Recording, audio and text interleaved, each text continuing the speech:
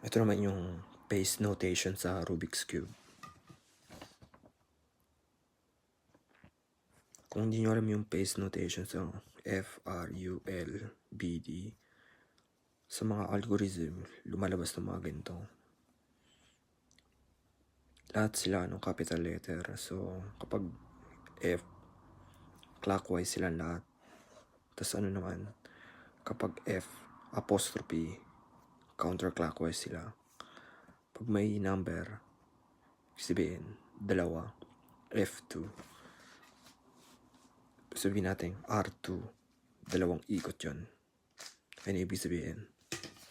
So, ibig sabihin ng F, front, right, up, left, back, down. So, F,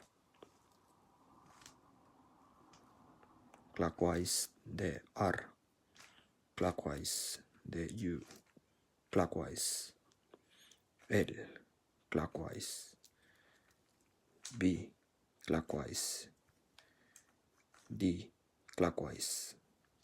Yung counterclockwise naman, ayan,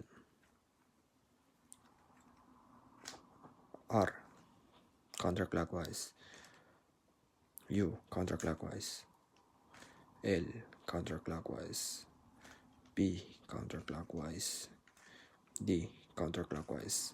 Ayun ibig sabihin ng apostrophe, counterclockwise siya.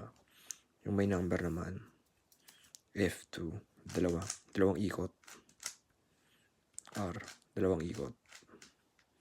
Ganun din, pare-parehas. Ganun yung ibig sabihin nito. Kailangan mo itong tandaan para sa mga algorithm. Ganyan.